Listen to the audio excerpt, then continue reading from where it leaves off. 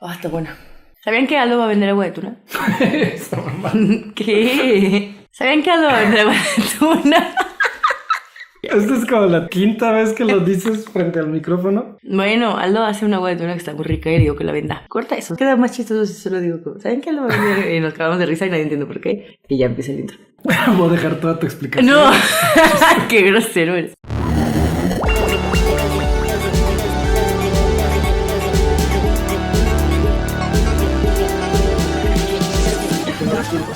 Bienvenidos al Fin de los Tiempos, el podcast en donde cada 15 días deconstruimos el sistema patriarcal, el capitalismo tardío, entre cervezas y pizza. Hoy estamos entre la famosísima agua de tuna.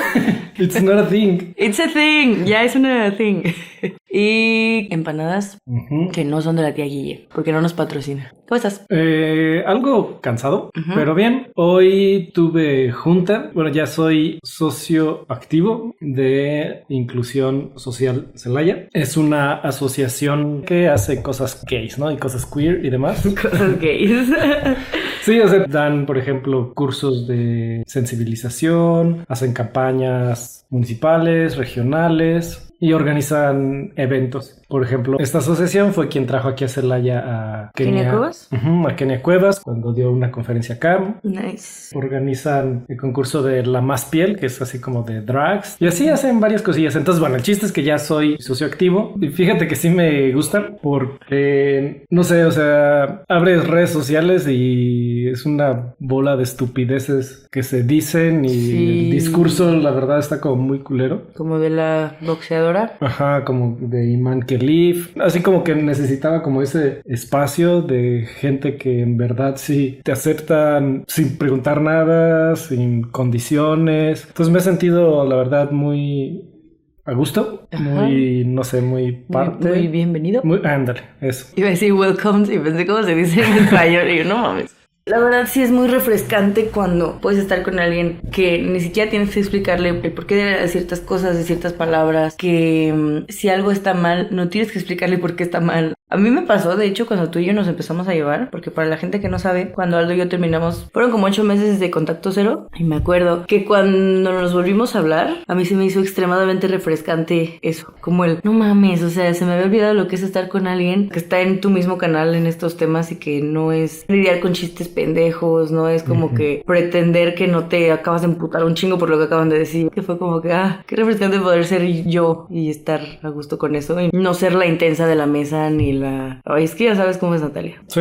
exactamente. ¿Tú cómo estás? Hoy tuve una Near Death Experience. Ay, qué mamona. Una experiencia cercana a la muerte. ¿Por qué dices eso? Bueno, a ver, llevábamos como una semana sin gas porque pues nomás nadie estaba en la casa en el horario en donde puedes pedir gas y apenas hoy pedimos gas y muy poquito rato después de que se fueron empezó a oler un chingo a gas, pero cabrón. Y yo primero como que no me preocupé porque dije pues a veces es normal cuando acaban de poner, pero luego ya me llegó ahora sí ya fuerte el olor y dije no, sí ya, a ver qué pedo. Entonces estuve revisando la estufa, estábamos viendo qué pedo. Sería la llave que da al boiler, pero la de la estufa era la que me preocupaba porque todo el olor venía de la estufa. Y es que tiene una perillita y pensábamos que era esa. Entonces yo estaba buscando dónde cerrarla, pero como estaba empotrada, no podía. No tenía acceso a esa madre y la intentaba quitar, pero tenía silicón. En eso tocaron el timbre, yo estaba hablando por teléfono con mi papá y ya salgo a ver qué pedo y era mi hermano, porque mi hermano vive en el mismo fraccionamiento y mi papá le marcó así todo alterado. O sea, porque le dijo como de ve a abrir las ventanas y mi hermano como de, o sea, ellas las pueden abrir. Pero qué bueno que llegó en ese momento porque él sí pudo quitar la estufa. Y ya se siguió disipando el gas. Y todo mi papá cuando llegó estaba a punto de prender la luz y todo.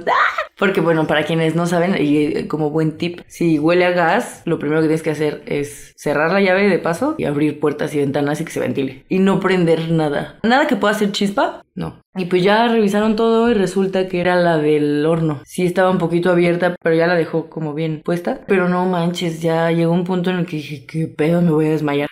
Sí me dolía bien culero la cabeza. También la garganta, o sea, de tanto estar respirando esa mamada. De hecho, todavía siento la cabeza chistosa. Sí, no sé, me preocupó porque dije, verga, güey, ¿cuántas neuronas se me murieron ahorita? O sea, no fue una experiencia cercana a la muerte, pero pudo haberlo sido. No explotó nada, afortunadamente. Pero pues sí, son de esas cosas que te sacan un susto, que sí dices como de verga, güey, qué pedo. Fíjate, yo tengo gas natural, que sí es más seguro porque es menos denso que el aire normal, entonces se disipa rápidamente. Pero aún así, sí estoy considerando ya conseguir la estufa de inducción y calentador solar para el agua para ya no depender nadita del gas, porque sí me da miedito. Sí. Por si digo incoherencias en este episodio, sepan que estoy drogada con gas. Intoxicada, no drogada. No, estoy drogada. Pero bueno. Hoy vamos a hablar de un tema del que te trataba de convencer desde hace mucho y que no querías. Porque es un tema que no me termino de decidir. O sea que sí, claro que me inclino por un lado de la balanza, pero es extremadamente complejo y me faltaba un chingo de información. Y al mismo tiempo busco la información, es información que ya sé, entonces es como que... Entonces siento que no sé si sigo buscando información como para que algo me haga terminar de decidir una postura. ¿Qué me falta para decidirme por un algo? O sea que tienes como disonancia cognitiva. Sí, porque entiendo también la otra parte, el miedo de la gente, que a lo mejor desconoce todo esto, pero, ay, no sé, son cosas bien complejas. O sea, para mí estos son temas que tienen que ver bien cabrón con cómo funciona la psique humana. Se me hace un tema que me he dado cuenta del que evito opinar a veces. Pero no hemos dicho de qué vamos a hablar. Digo, ya vieron el nombre del episodio, ¿no? Bueno, entonces vamos a hablar de las cárceles en México y el sistema punitivo. Y la verdad, de este tema ya venía como que leyendo mucho al respecto, documentándome, investigando. Y claro que en México pues es un tema difícil, ¿no? Vivimos la violencia todos los días, pero sé que no importa con cuántos datos, testimonios o estadísticas te presenten, o sea, nadie cambia de punto de vista de un momento a otro. O sea, mi postura es abolicionista, estoy en contra del sistema punitivo, pero sé que aquí en México en particular, por la situación que vivimos, sé que soy de la minoría. No sé, el chiste es como poner la información y dar tal vez alternativas diferentes para ver qué se puede hacer, ¿no? Entonces, ¿ya? ¿Estás lista? Sí. Pues es que mira, todo el mundo quiere un mundo sin crimen, pero se ha demostrado, y aquí a lo largo de todo este episodio voy a decir que realmente invertir en la policía y en las cárceles pues no ha sido la solución, ni en nuestro país ni en cualquier otro. Por más policía que haya, por más penas que impongas, eso no disuade el crimen. Hay una asociación civil, se llama Balance, que es un grupo feminista, que describe el punitivismo como la herramienta del derecho penal con la que se castigan las conductas que se consideran faltas ante la ley. La forma del castigo es distinta de acuerdo a la gravedad. Puede ser económico, como una multa, suspensión de derechos, como no poder ver o visitar a tus hijos, o puede ser privativo de la libertad, que pues, es otra manera de llamar a la cárcel, entre otras maneras. La cuestión con el punitivismo es que concentra los problemas estructurales, como la desigualdad, la violencia, la falta de acceso a derechos, en acciones individuales de las que se desconocen los motivos por las que éstas existen. O sea que al meter a alguien a la cárcel no está solucionando el problema de raíz. No evita que ese crimen del que haya sido víctima vuelva a suceder a otra persona. Sí. O sea, es lo que pasa cuando, o sea, si todo tu dinero como político, como Estado, se va hacia las cárceles y hacia la policía, desde ahí está el pedo, porque es como, güey, ese no es el problema, o sea, esa no es la raíz. La cosa es enfócate en cómo hacer que la delincuencia disminuya, no en mejorar tus cárceles. Digo, porque se cometen crímenes hasta dentro de la prisión, porque también hay un chingo de corrupción y porque hay muchas cosas que pasan con cámaras 24/7 y que se supone que están enfocadas en eso y aún así, ¿no? Sí, dices como, güey, centros recreativos, enfócate en las juventudes, en las realidades que estas personas están viviendo, por qué se acercan al crimen, porque como todo en el sistema patriarcal capitalista, todo tiene que ver también con el racismo, con la desigualdad económica. Claro que en este tema, de hecho es de las cosas más presentes,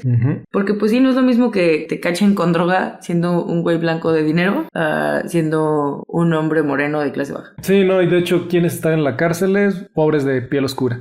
Otra de las cuestiones de esto es que el sistema punitivo únicamente se activa una vez que el daño ya fue causado. Sí. Entonces reparar ese daño se vuelve más complicado. El daño ya está hecho y hasta entonces es que haces algo. Es como lo que dicen de después del niño ahogado tapas el pozo. Es que, por ejemplo, en esta analogía que dices, ni siquiera, porque acá no es como que, bueno, pasó esto, entonces ahora sí vamos a evitar que los demás lo pasen. O sea, el que ya se ahogó, pues ya se chinga, ¿no? El que ya está en la cárcel ya se chinga. Pero ¿qué hacemos para para que nadie más se ahogue, no. Es un cancha abierta para que se sigan ahogando y ahogando y ahogando y ahogando. Y no es, güey, porque la gente se está cayendo al pozo, para empezar. ¿Por qué se están asomando a la delincuencia? ¿Por qué se están siendo reclutados por cárteles? Pues no, en esta analogía ni siquiera tapan el pinche pozo. Sí, tiene razón. Y eso tiene que ver con la tercera cuestión que señala Balance AC, que el punitivismo tiene como finalidad castigar la conducta. Y entonces considera que las faltas a la ley son excepciones aisladas causadas por una persona, por su anormalidad, tendencias o la maldad. Pero estás castigando nuevamente al individuo, a la persona, como si fuera pedo de esa persona y no pedo de la sociedad. Sí.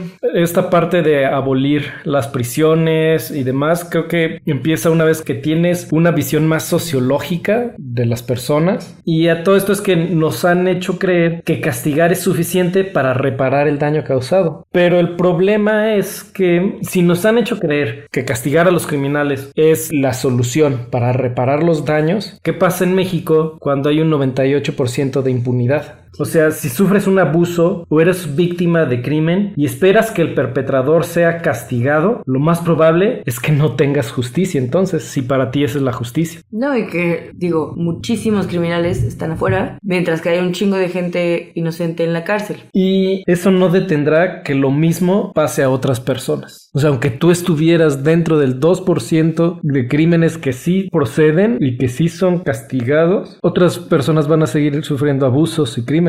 Y ahora, para este episodio, bueno, me basé mucho en lo que dice Angela Davis. Ella es completamente abolicionista y de hecho ella estuvo en la lista del FBI de los más buscados. Una escritora, activista negra. Pues claro. Ahí ya te dice en Estados Unidos de lo mal que está el pedo, ¿no? Bueno, entre otras, también estuve escuchando mucho de Paola Zavala Saez, que aquí en México es como la principal que está hablando de esto. Ella tiene la organización de Ocupa. ¿Qué es la que te sigue en Twitter? Ajá.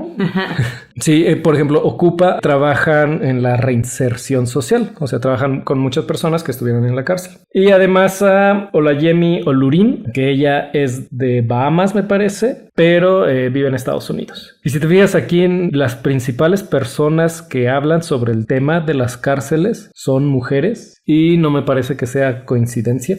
Pero bueno, Angela Davis, a lo que iba, ella menciona el término de complejo industrial de prisiones para referirse al negocio de las cárceles. Pues hay muchas cosas en las cárceles que en verdad podrían ser consideradas una forma de tortura, una forma contemporánea de tortura. Son, la neta, las condiciones en las que viven están asquerosamente deplorables. Depende, claro, de cuánto dinero tengas. De eso depende si tienes una cama, de si tienes un espacio para ti solo, hasta televisión. O sea, en verdad, muchas cosas que pues sí dejan muy, muy en claro otra vez la desigualdad económica. Y también está muy cabrón que hay un chingo de gente esperando una sentencia y así duran años. Sí. O sea, años sin que se les dicte culpables. Porque hay gente que dice, güey, preferible 1000 veces que llegues, ok, culpable, 5 años, 10 años, lo que sea. Pero el estar sin una sentencia se supone que no deben ser más de ¿cuánto? ¿Como 2 años, creo? Sí, 2 años. Y aún así hay gente que lleva 10 años sin una sentencia. Entonces es como, güey, imagínate que tu sentencia iba a ser de 4 años, pero ya llevas 10 años ahí. No mames, neta. ¿Cómo no perder la cabeza en lugares así? O sea, este tipo de instituciones,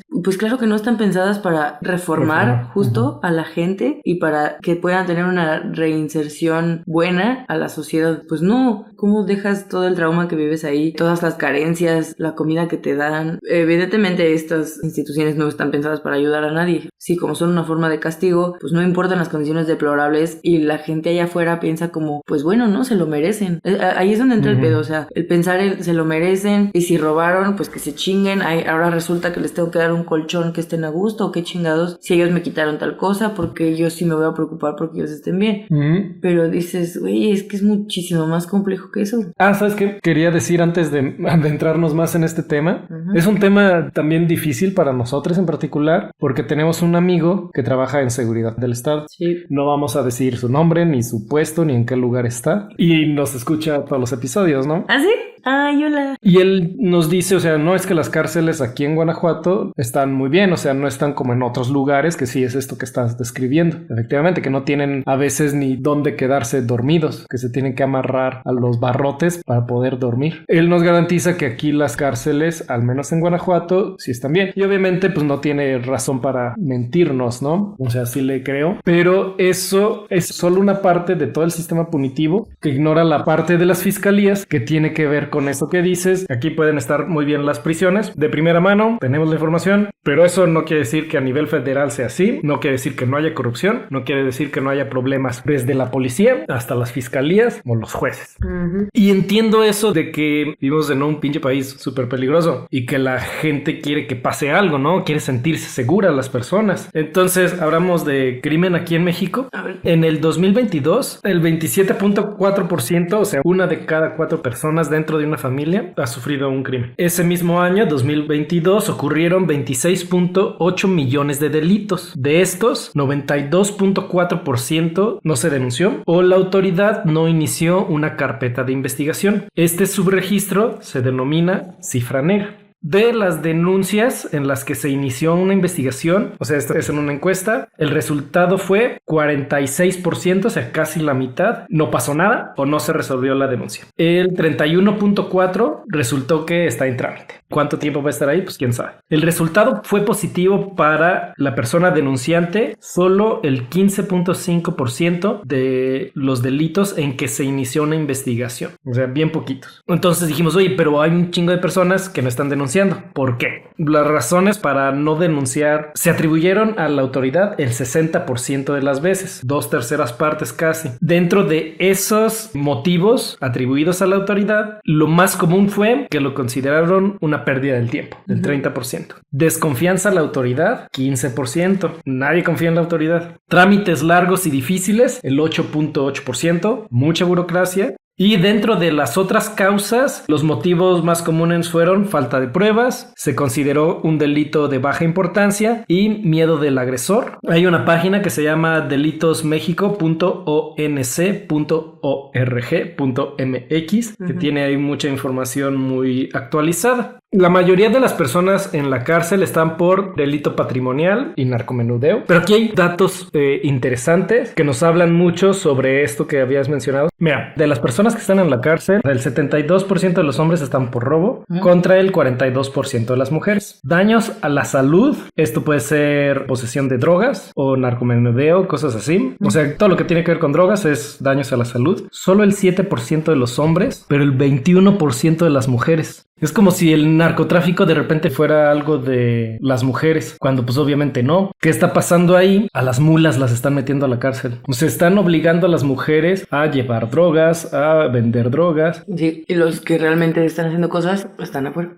Una de cada 5 mujeres están por daños a la salud en la cárcel. Por homicidio, es solo el 5% de los hombres y el 3% de las mujeres. Y aquí también, o sea, las mujeres matan mucho menos que los hombres. Entonces, ¿por qué hay porcentajes similares? Pues porque los hombres están sueltos. Bueno, sí, pues era retórica mi pregunta. Ya sé, mi respuesta también era como de, pues qué mamada. O sea, digo, nada que ver la cantidad de hombres que matan a las mujeres que matan. Por delitos sexuales, el 2% es hombres y el 1% es mujeres. Y qué pendejada también eso. Vivimos que hay un verguísimo de hombres que violan a diestra y siniestra. Ahí sí te creo que muchos casos no son denunciados. Sí. Pero los que sí, también solo les dan carpetazo y ya. Y extorsión es el 1% de hombres y 3% de mujeres. No mames. Y no sé si quieras hablar al respecto de cómo se están dando las extorsiones dentro de las cárceles. Pues prácticamente en las cárceles te rentan teléfonos que pasaron por contrabando, por corromper a alguien. Y literal es de que 3-4 horas y tú te echas a marcar números random. Y hay muchas tácticas, o sea, muchas formas de extorsión que o sea hacen pasar por tu mamá o por tu hermana o que te vieron en tal lado. Y o sea, es como que a ver, chicle y pega. Y en general la gente no cae, pero de 60 llamadas de repente una va a pegar. Y así es como suceden las extorsiones. Güey, claro que las autoridades lo saben, o sea, no es como que sea algo nuevo para ellos, es algo que deciden ignorar, pero dices, güey, tan fácil sería como poner inhibidores de señal en las cárceles, porque realmente eso es súper común. Está muy cabrón, porque, no, y es que el pedo es que le agarran como un modus operandi, saben cómo intimidar a la gente, cómo darles miedo, cómo causar esta respuesta de puta, bueno, a ver, ya voy a depositar. No esto pasa porque, por ejemplo, si afuera se dedicaban a esto o robaban o de alguna forma conseguían dinero, de alguna forma ilegal conseguían dinero para existir, estando dentro, pues siguen teniendo familia y siguen teniendo cosas que pagar. Y también estar ahí dentro no es como que ya de repente no necesitas varo, o sea, por lo mismo que les decía al principio, la comodidad que tú tengas en la cárcel también va a depender del dinero que tengas. Pues es como la forma en que siguen aportando a su familia, a su casa. Sí, exactamente. O sea, las cárceles de aquí en México son una mamada. ¿Te acuerdas? Hace 2 años encontraron a un bebé muerto en una cárcel de Puebla. Sí. O sea que se robaron el cadáver de un bebé, le metieron drogas al bebé, metieron al bebé en la cárcel así como si fuera visita, el cadáver pues, y al final a quien se lo hayan entregado, nada más tiró el cadáver a la basura y se quedó con las drogas. Qué horror, qué asco, qué miedo. ¿Cómo qué chingados pasa eso? Sí, aparte no es como que nadie se diera cuenta, ¿sabes? O sea, y la persona que entró, o sea, traes un, qué enfermos, traes un cuerpecito, un cadaverito ahí lleno de droga, o sea, como si fuera un puto pavo que rellenaron. Y que digo, tampoco estoy a favor de que rellenen pavos, pero no mames, qué feo. ¿Cómo alguien puede hacer eso? Sí, como la psique de estas personas, o sea, el decir, por favor, ayúdenos, o sea. Desde a quién le dieron dinero para robarse el cadáver de donde haya sido, de cualquier morgue que haya sido, al güey que metió la droga dentro de un bebé. O sea,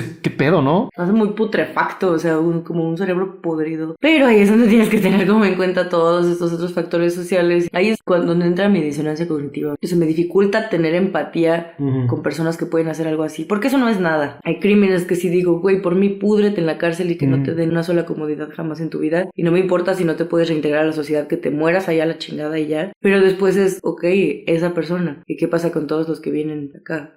Ok, se va a pudrir toda su vida, no pasa nada. Pero supongamos que vienen otros en camino, que van a vivir una misma situación, en un mismo sistema, entonces van a cometer delitos muy similares. Entonces, ¿de qué se trata? Nada más como de, pues sí, encierra al culpable, que se chingue toda su vida, pero de todos modos eso no le regresa la vida a quien ya se la quitaron.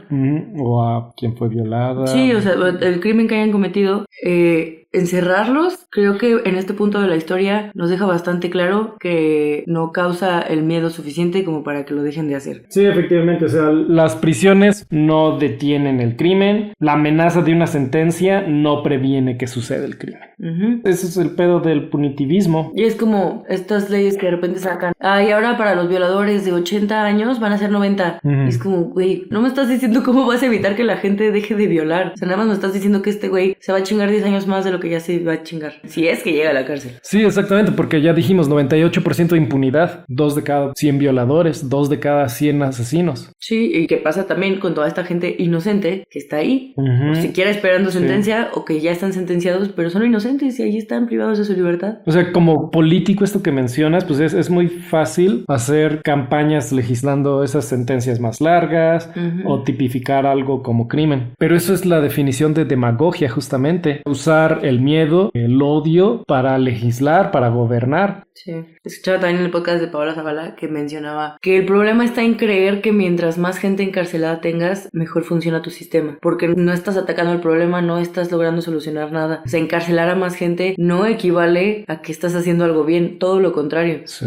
La estás cagando tanto que solamente siguen creciendo y creciendo y creciendo el número de criminales que vas a encarcelar y según tú eso está bien, güey. No seas pendejo, no seas pinche huevón, ve y ataca el problema. Cosas que requieren un proyecto más a futuro, o sea, algo que se tiene que planear bien, que se tiene que estructurar, que es pensado para años, no nada más priva a la gente de su libertad, mételos todos al bote y extiende la sentencia. No hay soluciones fáciles ni rápidas para esto, ¿no? Y sí, aquí yo entraba en conflicto con, por ejemplo, y lo mencionamos, ¿no? En el episodio de feminismo blanco, de, por ejemplo, la ley Malena para tipificar el ataque por ácido, que lo estaba promoviendo María Elena Ríos. Y recientemente que acaba de pasar la ley Paola Buenrostro en la Ciudad de México para tipificar el transfeminicidio. Y entraba en conflicto aquí también porque fue Kenia Cuevas quien estuvo promoviendo la ley Paola Buenrostro. Pero creo que aquí en particular con esta nueva ley en la Ciudad de México, que primero se tiene que visibilizar lo que está pasando. Y muchas veces, como no estaba tipificado el transfeminicidio como tal, eso invisibilizaba a las víctimas. Entonces, como primer paso, la ley Paola Buenrostro ayuda justamente para esto, para decir, ¿saben qué? Está pasando esto. Somos el segundo país en el mundo donde suceden más transfeminicidios y que no exista en el Código Penal ese tipo de crimen identificado. Eso es mentarle la madre a todas las víctimas. Porque normalmente o muchas veces quienes hacen estas penas más largas para asesinos, para abusadores y demás, suelen ser mujeres. Y esto es lo que Angela Davis llama feminismo carcelario. Porque lo que dice es que la retórica de la ley y el orden siempre va a movilizar a los electores. O sea, en teoría, el derecho penal utiliza las penas como herramienta de control para, entre comillas, mantener el libre desarrollo de una comunidad. Se supone que funcionan como, en primer lugar, para disuadir a la comunidad de cometer los delitos y en caso de no ser suficiente, se busca que la persona o personas que infligieron el daño lo retribuyan a través de una condena y que sean rehabilitadas para después reintegrarse a la sociedad y no cometer de nuevo estas faltas. Pero realmente, o sea, aquí vale la pena preguntarse, ¿para qué sirve la policía? Yo diría que es una herramienta de represión del Estado, porque si el 98% de los crímenes no proceden, entonces ¿para qué chingados estamos gastando en la policía? ¿Para qué chingados estamos gastando en la Guardia Nacional? No, y la policía es una mamada. Muchas veces son los primeros que te chingan. Por ejemplo, a mi hermana una vez le pasó que iba caminando con un güey, eran como las 8 o 9 de la noche, y los paró la policía. Los iban a multar porque los pendejos iban tomando, o sea, traían su vaso, creo que traían chela, no sé, el punto es que los empezaron a buscar, pero lo empiezan a buscar a él y así le sacan las cosas, creo que le chingaron así de que su reloj, su cartera, así varias cosas, y que mi hermana estaba cagada porque decía, no mames, si me revisan la bolsa traigo mota,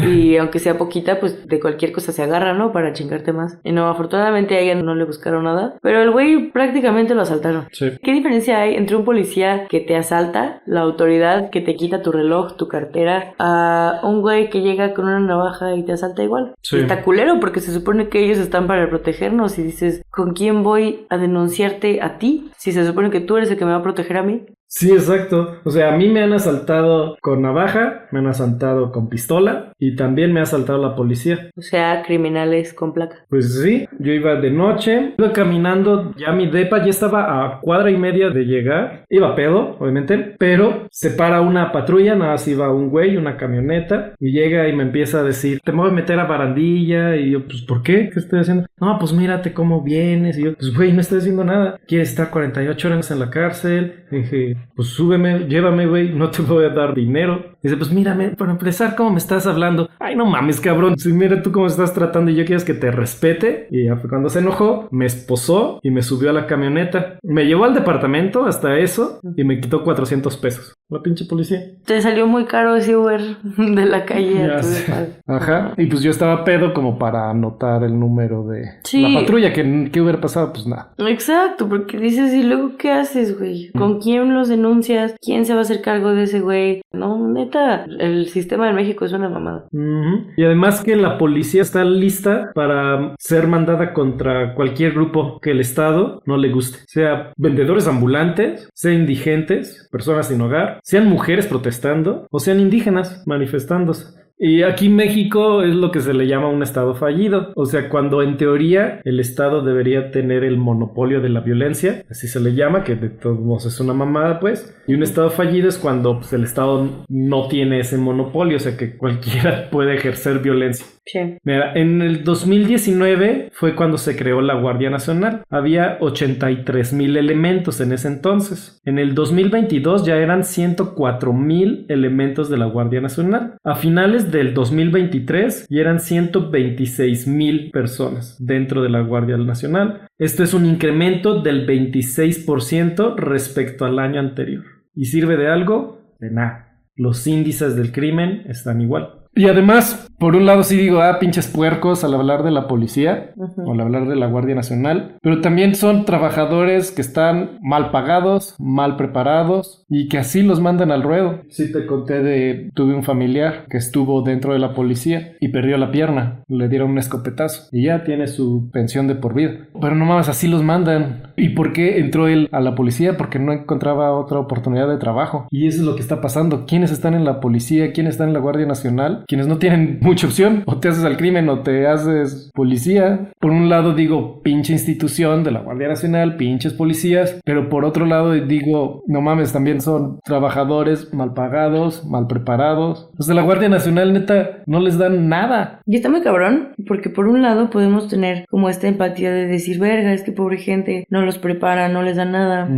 Pues nada más los mandan así a enfrentarse con gente bien peligrosa, con armamento bien pesado. Pero al mismo tiempo también es esta preocupación de dejas entrar a cualquier persona a ser policía. A cualquier güey le das un arma y una placa y hazle como puedas. No, eso también me imputa mucho porque qué miedo, neta, ¿a quién le estás dando un arma y una autoridad? A mí una vez me pasó que iba para mi trabajo. En esos tiempos vivía por el centro, trabajaba allí cerquita. Entonces me iba caminando y eran que como las 8:50 de la mañana y de repente se empareja una camioneta en la policía al lado de mí, bajan la velocidad y ya iban como que a mi mismo paso, pero pues yo iba caminando y ya de repente me dicen de que buenos días señorita, ¿dónde se dirige? Y ya les dije como del trabajo y ya me empiezan a decir súbase, la llevamos, primero muy amables, o sea, primero así de que sí, pero pues me dio cosa y les dije como no, muchas gracias, ya casi llego y en eso como que dan el frenón y me dice otro que te subas, pero ya así culerón, o sea, ya ni hablándome de usted. Y le dije, es que voy al trabajo, o sea, voy aquí cerquita. Y ya como que insistió mucho, pero me dijeron algo así como, no es pregunta, que te subas.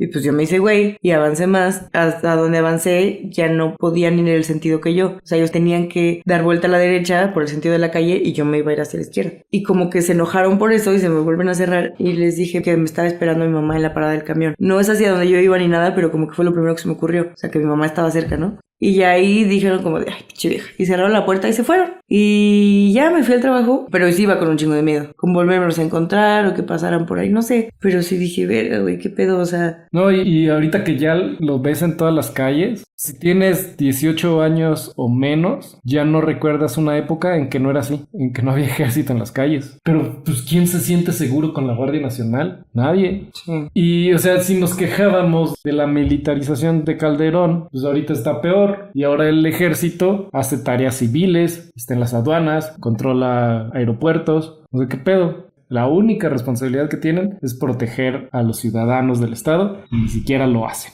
Y aquí vale la pena preguntarse, o sea, si la Guardia Nacional y la militarización no resuelven el problema de la violencia, porque no lo están haciendo, no lo van a lograr, entonces ¿qué sigue? ¿Más o qué?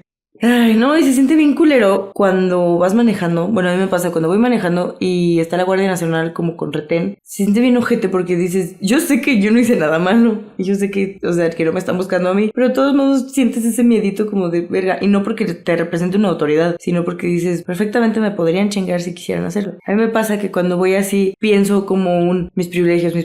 O sea, como que digo, estás protegida. O sea, como que digo, eres blanca, no te va a pasar nada, güey. A ti no te van a chingar. Y luego me acuerdo y digo, puta, se me olvida que soy mujer.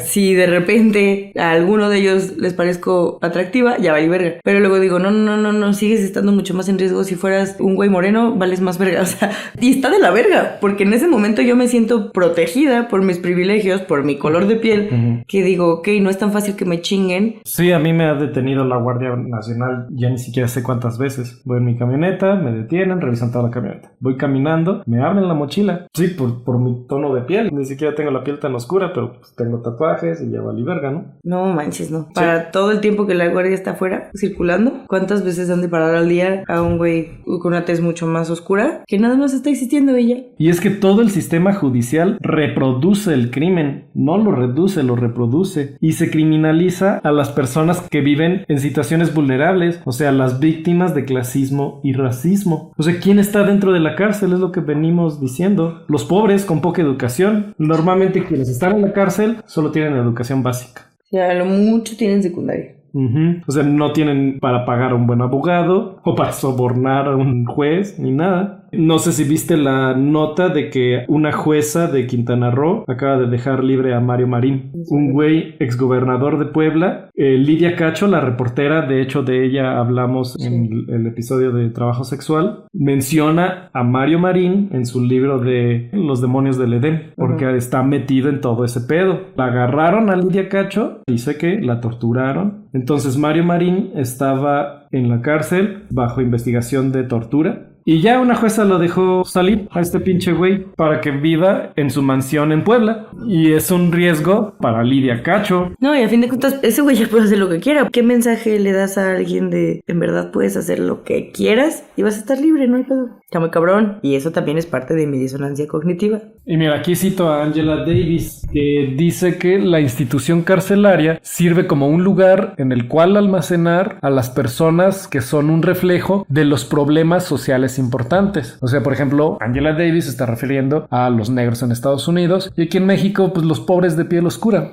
Nunca se ha invertido en las comunidades menos privilegiadas. ¿Por qué caen en el crimen, pues? Y luego también está la pregunta, o sea, ¿qué pasa cuando estas personas salen de la cárcel? En promedio pierden 10 años de sus vidas, no tienen a dónde ir, ya no van a tener oportunidades de trabajo. Ahí Paola Zavala lo que dice es, se abren las puertas de la cárcel, pero no las de la sociedad. Y ahí donde yo vivo, seguido pasa que en las mañanas, así que si voy por las tortillas y demás, me topo con personas que van saliendo de la cárcel y no tienen nada más que las ropas que traen puestas. Muchos no son de aquí de Celaya. Te piden dinero para comer algo, para desayunar. Una vez iba saliendo de la tortillería, me encontré con un cuate y me dice, oye, pues voy saliendo de la cárcel. Y pues ya no tenía yo lo de las tortillas, pues le di mis tortillas y ya me fui. Y no van a tener ninguna oportunidad, no tienen dónde quedarse. Ya perdieron las conexiones que tenían fuera de la cárcel y cualquier trabajo que pidan les van a pedir una carta de no antecedentes penales. Alguien que lo hayas metido a la cárcel por la razón que sea, ya le arruinaste toda la vida. ¿Dónde está la reinserción social? ¿Dónde está el darle las oportunidades para que no vuelvan a caer en el crimen? Sí, pues obviamente los condenas. Es o te duermes abajo de un puente, dependiendo de lo que la gente te dé, o vuelves a delinquir. Claro que estando en la cárcel te haces de nuevas amistades, de nuevos contactos, y obviamente pues son contactos no del primo que tiene una carnicería y te va a dar chamba. Son contactos que pues están dentro de grupos. Crimen organizado. O sea, sí, hay crimen organizado o contactos ya fuertes, densos, cabrones. ¿Y qué les dan ellos? Pues dinero, cobijo, techo. Así sí se puede vivir. Sí, el ciclo de violencia continúa cuando regresan a las mismas circunstancias de vida dentro de sus comunidades. No, incluso, por ejemplo, supongamos que no perdió los contactos o la gente que lo cuidaba, pero pues si esta gente tuvo que trabajar para poderles mandar dinero a la cárcel, hacer que su estancia ahí fuera no tan miserable, pues saliendo le toca, ¿no? O sea, es como, bueno, nosotros ya te cuidamos a ti, te toca cuidarnos a nosotros y pon de tu parte y haz esto y esto, pero como no te dan trabajo en ningún lado, en verdad tu única fuente de ingresos termina siendo eso, volver a cometer delitos. O sea, a final de cuentas, todo esto que está pasando, el sistema punitivo, impide responder las preguntas de qué es lo que hace a una persona mala, por qué es posible que se dé la violencia, por qué los hombres ejercen un comportamiento tan agresivo contra las mujeres. O sea, encierras a los agresores y ya, sin preguntarte nada de las causas. ¿Quieres hablar de la prisión preventiva oficiosa? Ajá. Ok, pues mira, esto empezó con la guerra del narco de Calderón, ¿no? Era una excepción al principio de presunción de inocencia. O sea, en lugar de llevar todo el proceso, hay delitos que en teoría son tan graves que es muy riesgoso para la víctima que no esté en la cárcel, como el caso de Lidia Cacho. Pero eran pocos crímenes, o sea, homicidio, desapariciones forzadas, tortura, cosas así, los que estaban dentro de este régimen de prisión preventiva oficiosa. Este catálogo de crímenes aumentó con Peña Nieto y luego ya con López Obrador por mucho más. Te pueden meter a la cárcel en prisión preventiva oficiosa por delitos electorales, corrupción, huachicol, robo a casa habitación. Es algo regular. Ya prácticamente todos los crímenes tienen prisión preventiva oficiosa. Bajo esta excepción, todos los crímenes son igual de graves. O sea, desde robo a habitación hasta feminicidio en papel. Y entonces no le das prioridad a ninguno. Tienes que investigar a todos por igual. ¿Cómo vas a investigar por igual a alguien que hizo un delito electoral a alguien que cometió un feminicidio? O alguien que hizo huachicol, que lo metes a la cárcel por prisión prisión preventiva oficiosa, que en teoría es para que la víctima no sufra riesgo. ¿Cómo comparas eso con un feminicida? Sí, no, es una mamá. Y aquí lo que está pasando es que las fiscalías ahora solo acusan, pero no prueban culpabilidad. Tardan años en realizar el proceso. No trabajan, acusan a alguien, lo meten a la cárcel por prisión preventiva oficiosa y de aquí a que se resuelva, sí, pueden pasar 10 años. Sí. Cuando en teoría no debería pasar de 1 año. Y la mayoría de las mujeres en el sistema penal tienen prisión preventiva oficiosa. No han sido sentenciadas. El 60% de las mujeres en la cárcel contra el 40% de los hombres, que aún así el 40% es un chinguísimo, que no sabes si sí son culpables o no, y tal vez sí lo sean, y seguramente lo sean, no lo sé, pero el chiste es que no sabemos. Podrían quedarse ahí un chingo de tiempo más hasta que les den su sentencia. ¿Qué pasa si te quedas ahí 10 años? Te dan la sentencia de 5 años. De 5. Sí. ¿Te acuerdas de una youtuber, Just Stop, estuvo en la cárcel? Sí, solo la conozco porque estuvo en la cárcel. Pues cuando ella sale y cuenta como qué pedo con qué pedo, pues obviamente ella tiene mucho dinero, ella sí estaba en su celda, tenía su tele, pues es muy diferente cómo vives para alguien con dinero, alguien sin dinero. Y ella mencionaba que estas mujeres que todavía no estaban sentenciadas estaban como unos tipo jaulas, bueno, como espacios con rejas en donde ahí estaban, porque estaban esperando como esta sentencia, que pasaban años así. O sea, dice, ni siquiera las terminan de meter a la cárcel. Están peor que si estuvieran sentenciadas, porque es eso, es estar esperando y esperando y esperando y esperando. Todas las fiscalías están rebasadas, o sea, tienen tanto trabajo atrasado que hay personas esperando, como tú dices, años y años y años a una sentencia. ¿Y quiénes son? Son pobres que les dan un abogado de oficio, o sea, no pueden pagar su propio abogado, y estos abogados que les asignan no pueden con la carga de trabajo. Entonces nadie mete su apelación, nadie mete su amparo, y ahí siguen indefinidamente sin saber qué pedo con sus vidas. Antes de decir como posibles soluciones o alternativas al sistema punitivo, que ya vimos todo lo malo que hay, quiero decir algunos ejemplos internacionales, no sé si te parecen. Sí. De Estados Unidos casi ni quiero hablar, porque ya en general quisiera creer que todo el mundo sabe lo mal que es el sistema en Estados Unidos. Lo racista que es el sistema en Estados Unidos. Ajá. Este país invierte $300 mil millones en policía y prisiones. Y hay casi 2 millones de personas en la cárcel. 400,000 de ellas no han tenido juicio o no han sido condenadas por ningún crimen. Imagínate toda Celaya en la cárcel esperando a que les digan algo. O sea, similar a prisión preventiva oficiosa. O sea, está tan cabrón allá, la policía arresta a alguien cada 3 segundos. Qué pedo. Y el 60% de las personas en prisión, esta parte del racismo que dices, son negras o latinas. Cuando solo esta población conforma el 30% de todas las personas en Estados Unidos. Y esos son los que están en la cárcel, pero aparte están todas las personas que matan la policía. 24% de las personas asesinadas por la policía son negros, contra el 13% de negros en Estados Unidos.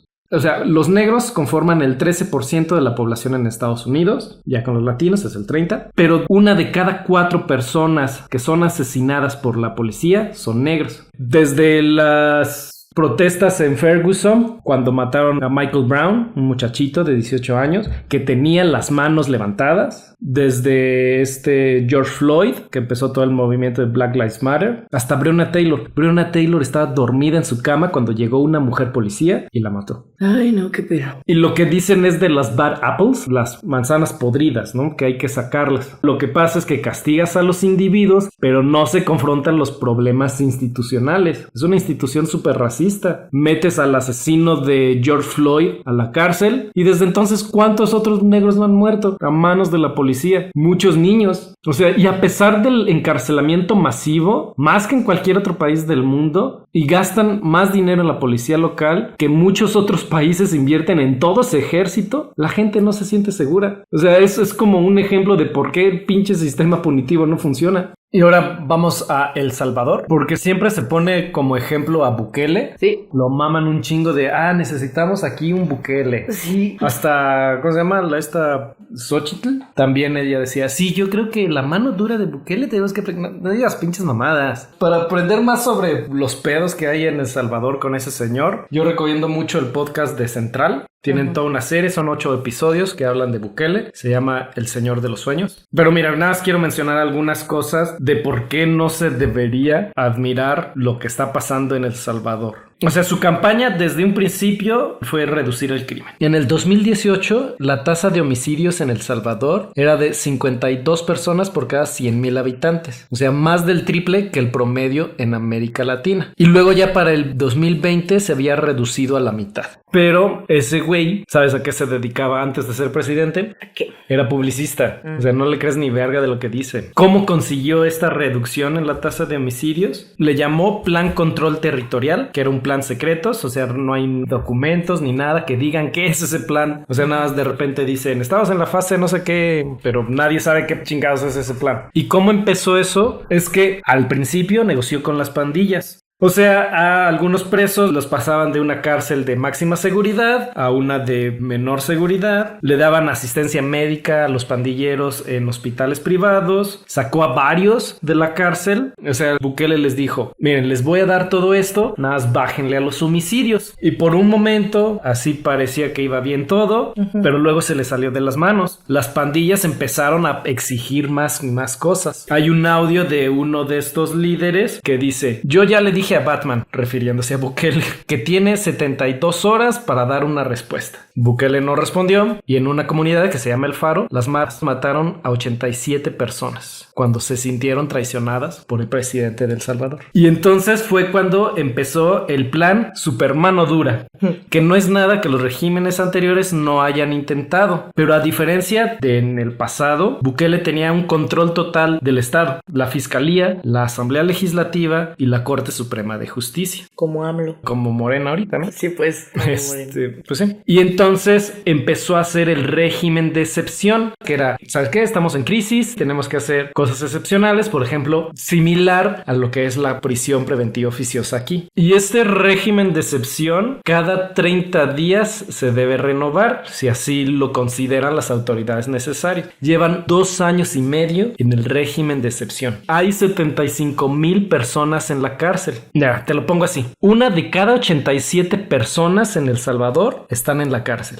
Soy chingo. Sí, yo cuando saqué las cuentas dije, no mames, no puede ser posible. En Estados Unidos es 1 por cada 167, que de todos modos es un chinguísimo, pero es el doble de personas en El Salvador. Sí. ¿Y qué es lo que está pasando también aquí? No hay plan de reinserción social. Incluso a un legislador le preguntaron, oye, pues están trabajando en esto, y ese güey dijo, no, aquí esos güeyes no tienen solución. Pero ¿y entonces los vas a tener en la cárcel de por vida? Sí. ¿El Estado los va a mantener todo el tiempo que estén ahí? No va a pasar. Eventualmente los van a tener que sacar. ¿Y qué va a pasar con eso? O sea, van a volver otra vez a reincidir. Y además que en todo este proceso hay una absoluta opacidad. Los juicios tienen algo que le llaman reserva absoluta. O sea, nadie puede ver qué es lo que está pasando tras bambalinas, ni la prensa, ni nadie. O sea, tocan en cualquier casa, te piden una identificación, tienen una foto, la comparan y si les parece te arrestan. Y ya, sin juicio. A un año del régimen de excepción, menos del 1% de los detenidos habían sido imputados por crímenes asociados a las pandillas, como homicidio o extorsión. Menos del 1%. Entonces, quienes están en la cárcel no están ahí por haber cometido un crimen, o sea, están ahí nada más porque los agarraron y ya. No han sido acusados, es a lo que voy. Los meten con figuras ambiguas como asociación ilícita, que permite apresar a gente a discreción y arbitrariamente. Lo que escuchaba el podcast que decía Paula con eso de por qué allá podría funcionar mejor esta parte de las maras, o sea, es que se tatúan, entonces es mucho más fácil identificarlos. O sea, que no es como que... Sí, si te pones un 3 en la frente. Sí, o sea, no es esta parte de que me voy a inventar que hiciste algo y te voy a meter a la cárcel. Sino no necesito que te acusen porque lo traes tatuado. Te chingas y bye, ¿no? Porque aparte, pues la delincuencia sí ha decrecido bastante. Entonces por eso la gente está tan contenta, la gente es como de no mames, necesitamos algo así. El pedo acá en México también es eso de que dices, güey, pero es que acá, ¿cómo le haces? O sea, no es como que tengan un distintivo o un esto, o de repente a cuánta gente vas a meter a la cárcel y cuánta gente de ahí va a ser inocente. No, y es que mira, o sea, las fuerzas de seguridad han capturado a decenas de miles de presuntos pandilleros, 75,000 personas, pero la mayoría de ellos permanecen en prisión sin una sentencia judicial. O sea, te meten por tener un tatuaje pero no cometiste ningún crimen del que haya sido acusado. Entonces los están excarcelando, los están sacando por falta de pruebas. Sí, o sea, se supone que se tatúan cuando matan. Sí, pero no hay pruebas. Y están muriendo personas en custodia. Bajo el régimen de excepción de estas personas muertas en prisión, solo se ha demostrado que el 10% tenía vínculos con las pandillas.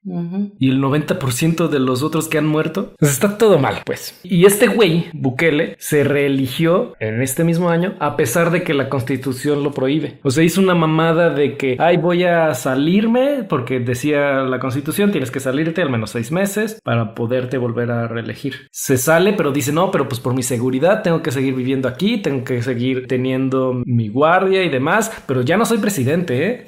O sea, no mames, se reeligió y ahora tienes un estado policial y ya nadie lo va a poder quitar. Ahorita la gente está feliz, pero digo, eso no va a ser solución. ¿Vas a mantener a esos prisioneros de por vida? Quienes, por cierto, no están enjuiciados. Pues si no tienen ningún plan de reinserción. Sí, nomás. O sea, solo le está costando a las personas y no se va a solucionar el problema. Y quiero poner un ejemplo más positivo. Bueno, está culerísimo lo que voy a decir, pero que tiene una solución diferente a meter a todo el mundo a la cárcel. Y quiero hablar de Camboya, de qué pasó con la Khmer Rouge. La Khmer Rouge, así se le llamaba cuando subió al poder el partido de Kampuchea. O sea, era un partido de izquierda, sube al poder después de una guerra civil. ¿Y qué fue lo que empezó a hacer? Todas las personas debían vestir igual, les quitaban todas sus posesiones, todos debían tener el mismo peinado y la población de las ciudades se les forzó a mudarse al campo a trabajar. La propiedad privada, el dinero y la religión fueron prohibidos. Y empezaron a apresar a cualquiera que vieran como amenaza. Y el genocidio de Camboya a causa de la Khmer Rouge de 1975 a 1978 se estima que murieron 1,5 millones a 2 millones de personas. Pero, o sea, ¿por qué hicieron un genocidio? O sea, empezaron a meter a todo el mundo a la cárcel en lo que realmente eran campos de concentración. Empezaron a meter a muchas minorías religiosas y empezaron a torturar a muchas personas. O sea, muchos eran presos políticos, muchos eran de otras religiones, porque te digo, prohibieron las religiones. Entonces, a cualquier persona lo estaban metiendo a las cárceles, las torturaban y las mataban. Y así llegamos a lo que se calcula 2 millones de personas, un cuarto de toda la población del país. Ya eventualmente, en 1979, llegan tropas vietnamitas junto con exmiembros de la Khmer Rouge que tomaron poder del país y empezó otra guerra civil. Pero de eso que pasó, se creó un tribunal entre el Reino de Camboya y las Naciones Unidas en 2003. ¿Sabes cuántas personas fueron procesadas? ¿Cuántas? 3. ¿Qué? 3 personas, los líderes de mayor rango de la Khmer Rouge. O sea, quienes cometían los asesinatos, pues no eran obviamente estas 3 personas, sino eran los soldados. Pero los rangos menores sirvieron como testigo y algunos miembros de la Khmer Rouge fueron reconocidos legalmente como víctimas, porque cometieron crímenes como medio para sobrevivir. O sea, la persona que mató a tu papá, que torturó a tu familia, la corte dijo que estas personas también eran víctimas. Y esta visión se extendió entre toda la población. En 2018, en una encuesta nacional, se reveló que la mayoría de las personas considera que los tribunales trajeron justicia. No hubo cárceles para torturadores, para asesinos, porque reconocieron que todos sufrieron, incluso aquellos que contribuyeron al sufrimiento de otras personas. Hay que tomar en cuenta que esta visión no excusa actos de violencia, sino muestra que cómo la sociedad decide recordar eventos traumáticos juega un papel muy importante en decidir quién es visto como víctima y quién es visto como perpetrador. Cómo una sociedad puede construir un camino hacia el futuro. Está denso. Y está muy cabrón cómo logras soltar y decir que ahí está bien, no lo metan en la cárcel, pero... Ay, no sé, es que justo en ese punto, alguna vez vi un documental hace mucho que hablaba del sistema carcelario. Eran como historias de personas que habían estado o estaban en la cárcel y contaba, no me acuerdo si la historia la contaba la señora o la contaba el chavo, creo que los dos, o sea, creo que entrevistaron a los dos para el documental, pero era un güey que había matado a una mujer y a su hija y estaba en la cárcel y la abuela fue y le dijo que lo perdonaba y el güey lloró un chingo y como que se rompió bien cabrón. Sí. Era algo como que jamás había esperado. Fue un pedo así bien denso que todo el mundo era como, ¿cómo logras perdonar al asesino de tu hija y de tu nieta? O sea, el güey que te quitó todo. Pero no sé, o sea, son situaciones en donde dices, ¿cómo logras empatizar con alguien que te causó tanto daño? Pero que si meten a la cárcel, o sea, tu mano tampoco es justicia. O que se haga lo que tú quieres o lo que tú crees que es bueno para ti, tampoco eso es justicia. ¿Cómo sabemos que eso realmente te va a traer paz? Ajá. Si alguien asesinó a un miembro de tu familia, esa persona no va a regresar. Si alguien abusó de ti sexualmente, eso lo vas a cargar toda la vida. Sí. Y está cabrón porque dices, bueno, entonces ¿qué? ¿Se quedan libres? ¿Que no pase nada? ¿Que entonces ahora la gente viole y haga lo que quiera o qué? Para allá vamos, para allá vamos. No estoy diciendo que ese sea mi punto de vista, sino que se vuelve muy complejo y o sea, hay muchos puntos de vista aquí. O sea, vivimos en un mundo donde las prisiones y la justicia punitiva son lo normal, pero no tiene por qué ser así. Y siempre cuando alguien habla de abolir las prisiones, de desmantelar a la policía, te dicen, oye, pero es que sin prisiones, pues ¿cómo vamos a detener el crimen? ¿Cómo vamos a detener a los asesinos y violadores? Y aquí yo te preguntaría, ¿qué hacemos con ellos ahora? No están en la cárcel, la gran mayoría no están en la cárcel, así que me digas, wow, funciona un chingo el punitivismo, pues no. Y no es la única respuesta al crimen. Lo que se necesita es eliminar las causas. Y ya lo dijimos, no hay ni soluciones rápidas ni fáciles. Y aquí hay una discusión entre reformar lo que Angela Davis llama el complejo industrial de prisiones o abolir por completo las prisiones. Tommy Shelby, que es un legislador en Estados Unidos, él dice que si reformamos la sociedad, seguramente no necesitaremos abolir las prisiones, no necesitaremos reformar el sistema de prisiones. Pero aquí hay algo, o sea, en lugar de invertir dinero en prisiones y en policías, mejor invertirlo eso en las causas del crimen, o sea, en el desempleo, en la pobreza, en la inequidad, problemas de salud mental que no se están tratando. O sea, y en las sociedades que logran implementar estas cosas, o sea, que sí ven una diferencia en cómo van decreciendo los números de presos, está bien cabrón, o sea, como en los Países Bajos, que siguen cerrando cárceles por falta de presos y las terminan convirtiendo en bibliotecas. Y dices, güey, ¿y cuándo podremos llegar ahí? O sea... No, y luego hay cosas como las prisiones abiertas en Finlandia. Ahorita hablo de ello. Primero quiero mencionar unas cuantas cosillas antes de eso. Nada más quiero poner bien en claro que el movimiento para abolir las cárceles lo que quiere es prevenir los daños y reconocer que lo que hacemos ahora no lo está logrando porque el sistema punitivo no está hecho para ello. En su lugar empeora las cosas. Quiero citar aquí a Angela Davis.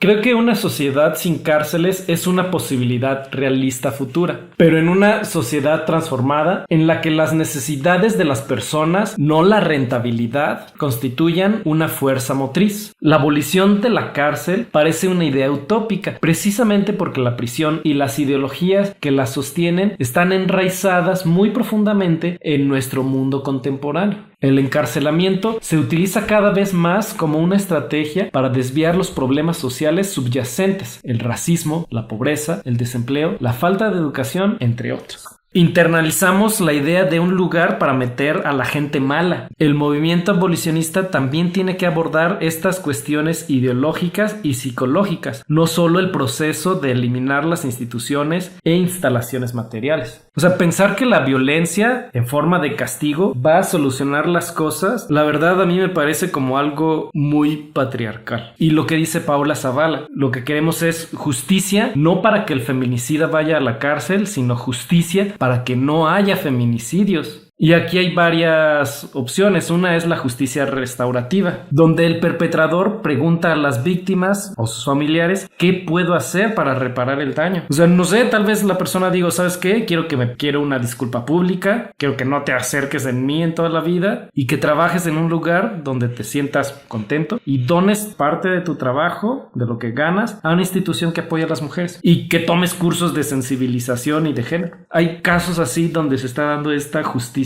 restaurativa, donde en lugar de castigar al perpetrador, tratan de llegar a un acuerdo para ver qué se puede hacer para reparar los daños. Lo que menciona Paola Zavala de la justicia en el pospatriarcado, o sea, es hacer un nuevo pacto social que incluya a todos, porque quienes inventaron las leyes, desde el pater familias en Roma, de donde viene el derecho romano, que es la base de nuestras leyes actuales, no han sido incluidas todas las personas, en especial las mujeres. Sí. Cambiar las relaciones de control y cuerpo por libertad y equidad. Superar el punitivismo, o sea, dejar atrás ese mandato machista, económico, clasista y racista. Aquí estoy citando a Paula Zavala. Entonces, privilegiar la prevención y la no repetición de los agravios. Y sobre todo buscar nuevas formas de justicia como la restaurativa, que ya mencionamos, la comunitaria o las cárceles abiertas. Por ejemplo, hay una cárcel en Finlandia que vara, que ahí los presos les pagan, no me acuerdo cuánto, pero les pagan y están trabajando ahí en invernaderos y hay conejitos y hay ovejitas y sobre todo los presos tienen las llaves, pueden andar y venir por donde quieran, pero no se escapan porque saben que eso los va a llevar ahora sí a una cárcel de puertas cerradas. Sí. Incluso hay ciudades muy turísticas donde está la prisión, o sea, ni siquiera te das cuenta de que ya estás caminando en una prisión. O sea, ¿y esto por qué se dio en Finlandia? Porque por ahí de los 70s empezaron a hacer estudios y vieron que pues no, las cárceles no reducían el crimen, entonces empezaron a hacer todas estas reformas. Finlandia tenía uno de los índices más altos de personas encarceladas en Europa y ahorita ha bajado muchísimo el crimen. Esta idea de tener cárceles abiertas que parece súper loco, incluso gente con cadena perpetua. Imagínate qué tienes que hacer para tener una cadena perpetua. Pasas un tiempo en la prisión, luego pasas a la cárcel abierta donde tienes oportunidad de trabajar entre conejitos en un invernadero unos 10, 15 años así y luego sales libre.